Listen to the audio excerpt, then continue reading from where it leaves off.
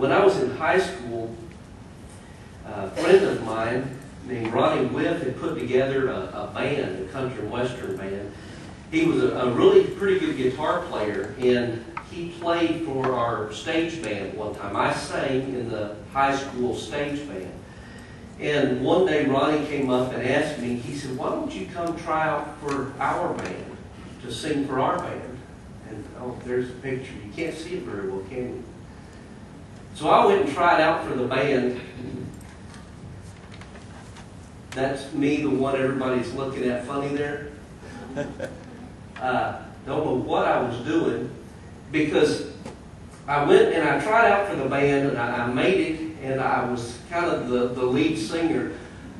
This guy over here had been the lead singer, and he wasn't always real happy with me. Maybe that's why he's standing so far away from the rest of us. But I sang quite a while for the band, and then Ronnie came to me. This is Ronnie, the little guy here that kind of led the band, and he came to me one day and he said, Lance, you need to get a guitar. I said, but I don't play a guitar. And he said, you need something to hold. It looks kind of weird. And I said, okay, well, I'll get one, but you guys are going to have to show me how to play it. And so I got a guitar, and they showed me how to play the chords. I could play the chords on most of the songs that I played, but we never plugged my guitar in because I didn't play it very well. And that's why I say I have no idea what I'm doing there, because it looks like I'm really jamming out, but I probably had dropped something. I'm not really sure. But anyway, I played the guitar for the band. The Sutton County Outlaws was our name. My daughters put that up on Facebook one day, unbeknownst to me. I started getting all these comments, and I didn't know what they were about, but that was it. But anyway, so years went by. I ended up moving up to Lubbock, and I went to school at South Plains College. I studied sound technology and country and western music. I was going to be a country and western star, go to Nashville, make a name for myself, and know how to run a recording studio and all of that. And so I figured I probably ought to learn how to play the guitar. And so I signed up. One of my classes was a guitar class. And the guy was a retired studio musician from Nashville. And he was just a phenomenal guitar player. I mean, he could make that thing sing. And so he was teaching us how to finger pick, because I had most of the chords down pretty well, but he was teaching us how to actually pick a lead part. And so we had 3 songs that we had to learn that semester. And so we would go through parts of it, and you'd go home and practice it. So I would sit there all night long just practicing these fingerings and the picking and all this kind of stuff. And I came to realize that some people just have it, and some people just don't, you know? And I'm one of those people that just don't have it, okay? It didn't seem to matter how. I did finally get to where I could pick my way through all of those songs, but they didn't just flow, you know, like you want them to. And that's what it takes to be really good at something. You have to practice it over and over and over and over, and then finally it becomes second nature to you. For the most part, for people that have it. You know, Teresa, you probably know what I'm talking about. How many hours would you say you have spent playing and practicing on your stand-up bass? A lot. And let me ask you something. You've been playing it, how old, well, no, I'm not going to say how old were you. How many years have you been playing the stand-up bass? Probably around 20. Around 20 some odd years. You play pretty frequently, right? Do you still practice? Absolutely. What would happen if you laid off of it for a year, and then you got a phone call and somebody said, Teresa, we lost our stand-up bass and we've got a gig tomorrow night. We need you to come fill in. Why? I mean, you'd be rusty. You'd be rusty, absolutely. And so you have to keep up the practice over and over and over again, so that when those situations come up, you find yourself in a crisis, you're ready to go. Okay? Does that all make sense? And a lot of jobs are that way. I have seen videos, and I don't know if this is true, but Sue, you can tell me if it is or not. I've seen videos of mail sorters who the mail would come down and they'd just take it by the zip code and know where to throw it in different bins and stuff. Did you guys really do that stuff? You did? And how many different bins of various zip codes did you guys have at one time?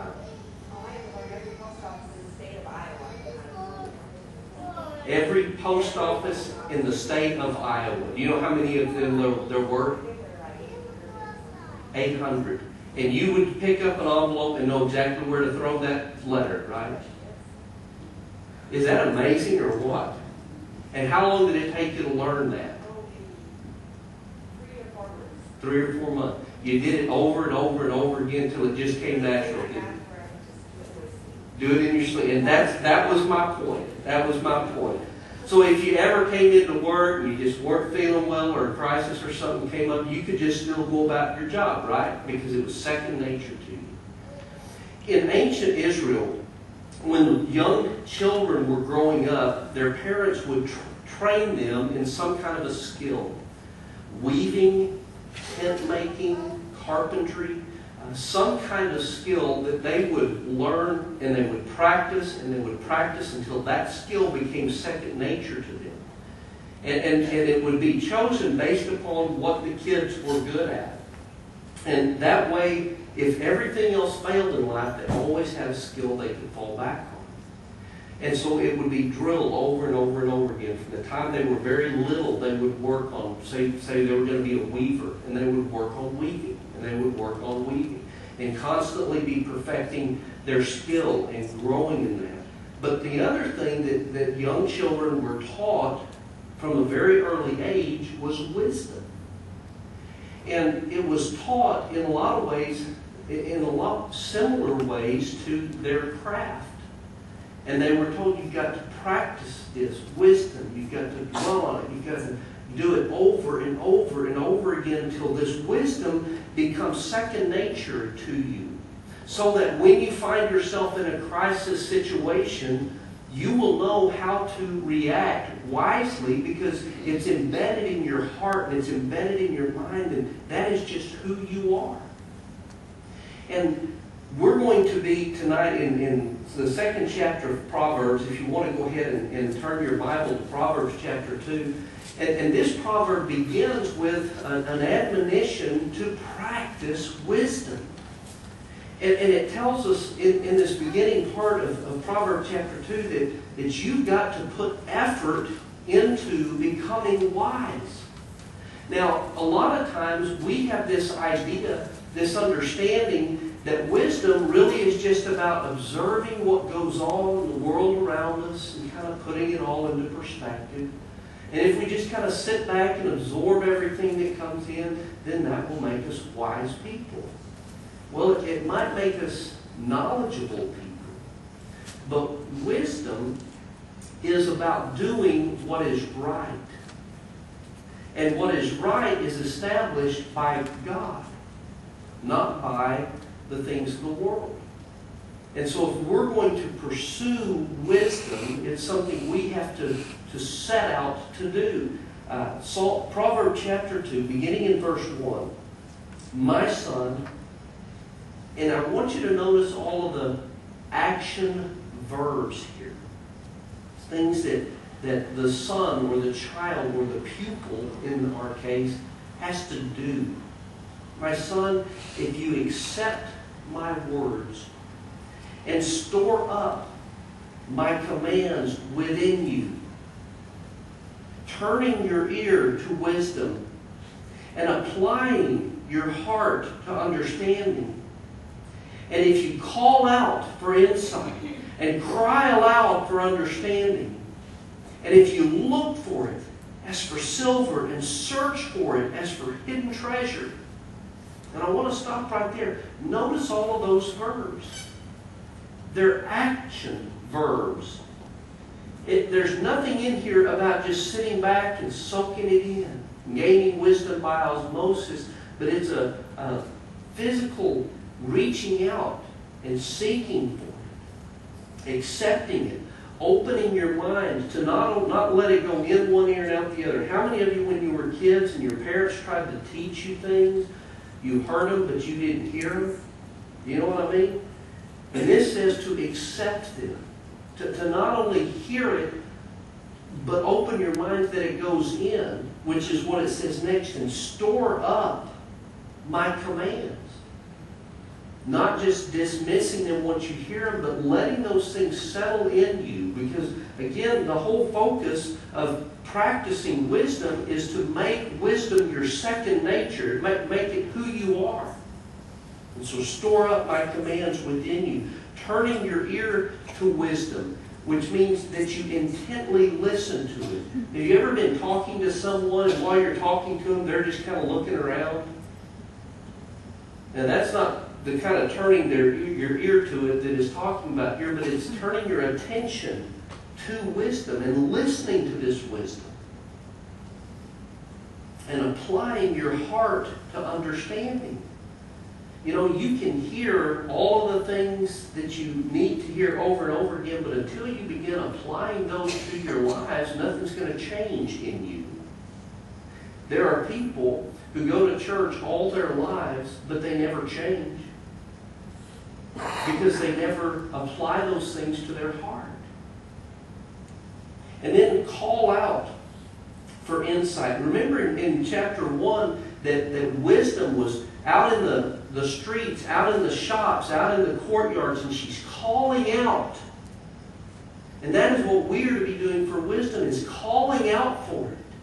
It ought to be something that we passionately desire and we long for and we search for and we want to find it. Call out for it. Look for it as for silver. Search for it as for hidden treasure. Wisdom ought to be more important, a more important pursuit for us than anything else. And the writer of this proverb goes on and says, then, if you put forth that kind of effort into pursuing wisdom, then you will understand the fear of the Lord and find the knowledge of God. And so what the writer of Proverbs is telling us is that when we put forth that kind of effort and make it a practice that we do over and over again, and it doesn't matter how long you've been doing this, it doesn't matter how old you are, we still practice. Because we're going to see a little bit later that we're still going to be open to temptation. We're still going to be open to times when we're not sure what to do. But the more we've practiced this, the more we make wise decisions in the spur of the moment. And beginning in verse 5, we see how wisdom affects our relationship and our standing with God.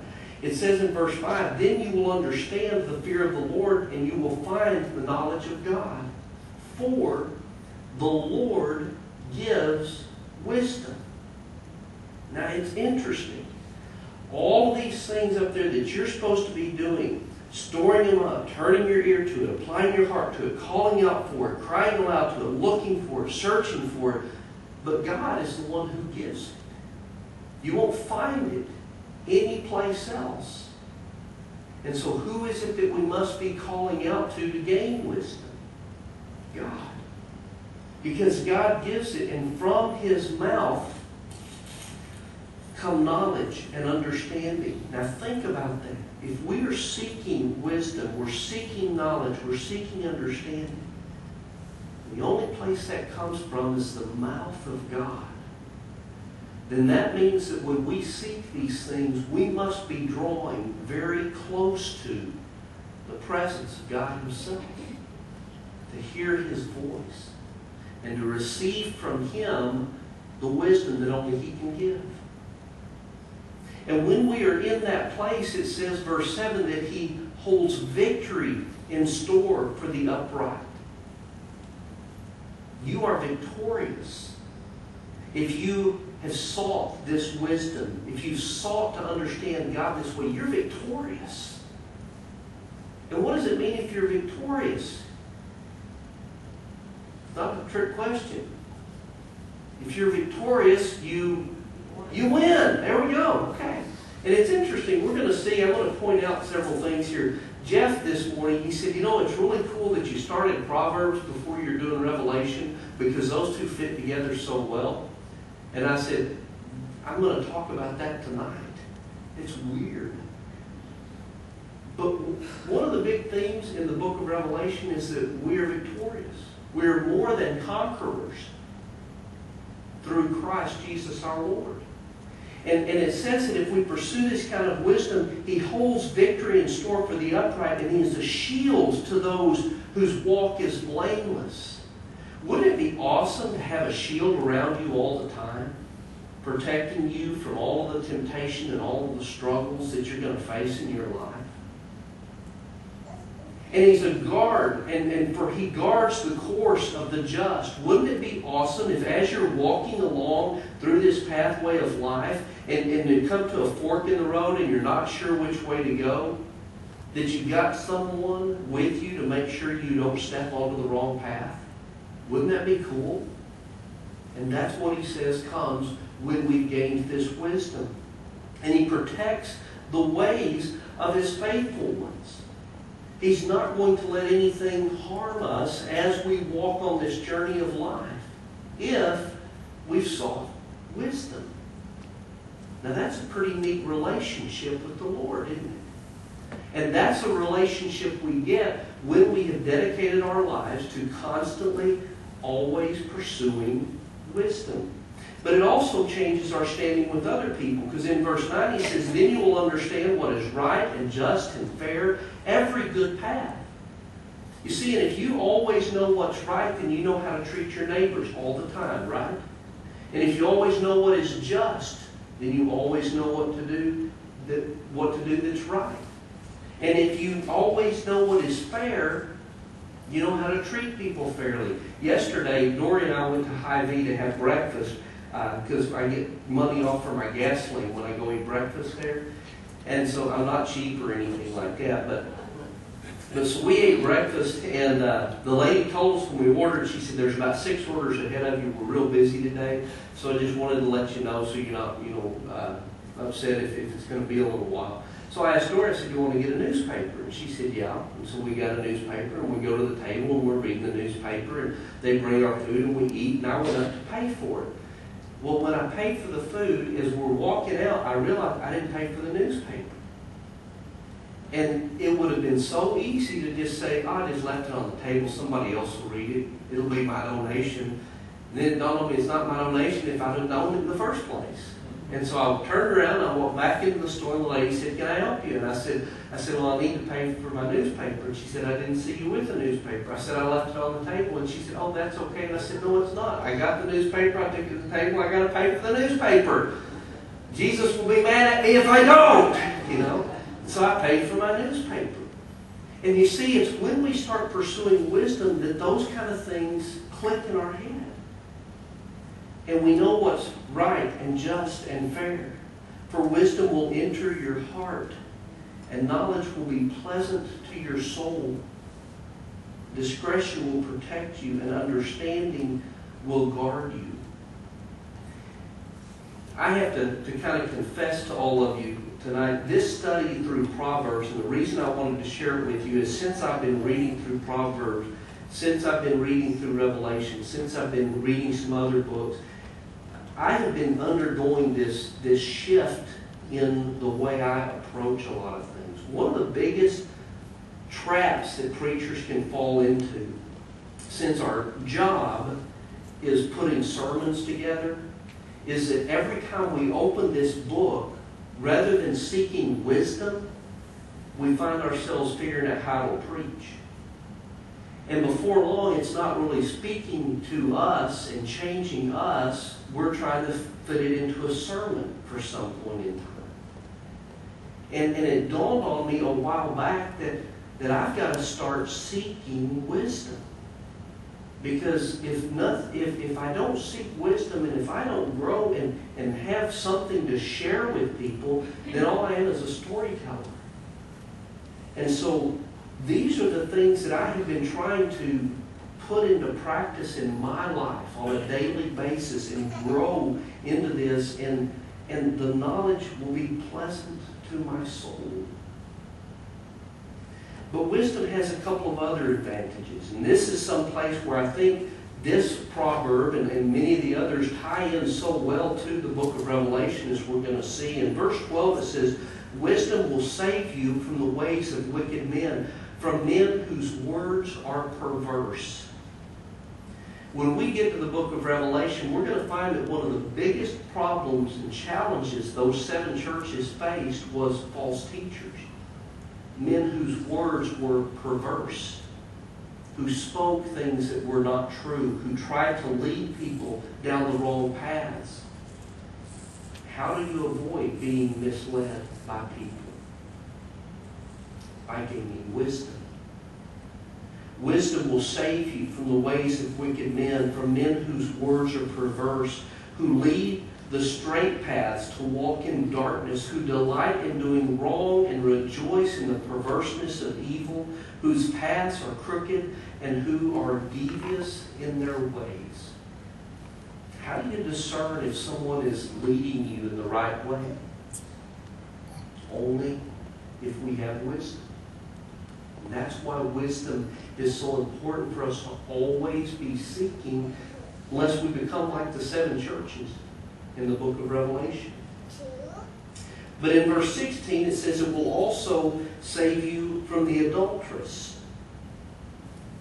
In the book of Revelation, one of the other big problems that the church there faces, and this becomes a big cosmic problem, is she's referred to as a prostitute. Some translations call her a whore. She is a seductress who seduces with words to draw people away from their first bride, away from their commitment to God, and into a lustful pit of sin. And verse 16 says that wisdom will save you also from the adulteress, from the wayward wife with her seductive words, who has left the partner of her youth and ignored the covenant she made before God, whose house leads down to death and her paths to the spirits of the dead. None who go to her return or attain the paths of life. How do we keep from being lured away from our relationship with God and into a relationship with the world? How do we avoid being tempted by the seductress of Babylon, the world, with all its power and with all its might? The only way, church, we can do that is if we gain wisdom. And that is why our study of the book of Proverbs is so important, so timely, because none of us have reached that point yet. That we have all the wisdom God has to reveal to us. And the result of our pursuing wisdom this way is in verse 20 through 22. And thus you will walk in the ways of good men and keep to the paths of the righteous. For the upright will live in the land, and the blameless will remain in it, but the wicked will be cut off from the land, and the unfaithful will be torn from it. See, church, it's important for us to practice wisdom, to listen for wisdom, to learn to apply it to our heart, to let this wisdom change us and make us into what God wants us to become. And it's got to be something we daily practice, because if we don't, we're going to get rusty at it, and then all of a sudden we're going to find ourselves being tempted, we're going to find ourselves being challenged to do something else, and we're not going to know the right way to do it because we haven't been practicing our wisdom enough. And so tonight, I want to encourage you to dedicate yourself to a constant practice of wisdom. Seek the things of God. Pursue the knowledge of God. Steep yourselves in the words of God, in the actions of God. Surround yourself with the people of God. This is one thing that just absolutely drives me crazy. When seeking wisdom and understanding God this way is so vital, and over and over again we're told to seek this stuff out, and yet 1/3 of our congregation is all that attends 3 times a week. It just drives me crazy how people are going to gain that wisdom when they never show up. It's like trying to gain weight when you never eat. Some of us eat too often. Tonight, if you need to dedicate yourself to seeking that wisdom daily, I want you to let that be known. And if there's any way we can help you seek that wisdom, come to an understanding of Jesus Christ. If tonight you need to surrender your life to Christ and be buried with Him in baptism, if there's anything we can do, please come forward while we stand and sing.